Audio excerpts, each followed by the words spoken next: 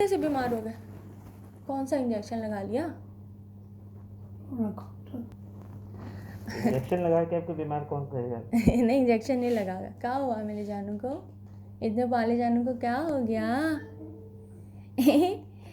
अभी तो माशाल्लाह था बिल्कुल से। अल्हम्दुलिल्लाह अच्छे हो गए हैं। जब पाले लग ले ऐसे क्यों बीमार हो गए हैं? चलो कोई बात नहीं। अभी क्या लगा रहे हैं आप? अभी ये सैंपल लेना है इनका, क्योंकि ब्लड पतला करने वाली दवा चल रही है जी। तो उसके लिए सैंपल लेना लाजमी है। अच्छा अच्छा।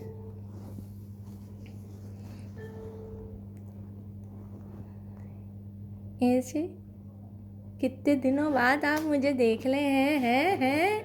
बहुत गंदे बच्चे हो गए आप, है ना? कितने दिनों बाद देख ले।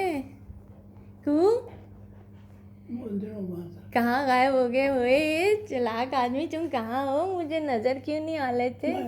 ओए ओए ओए, मैं मिलने को चले इसलिए थी। मेरा उमर मुझसे मिल क्यों नहीं रहा? ब्लड से लेना है।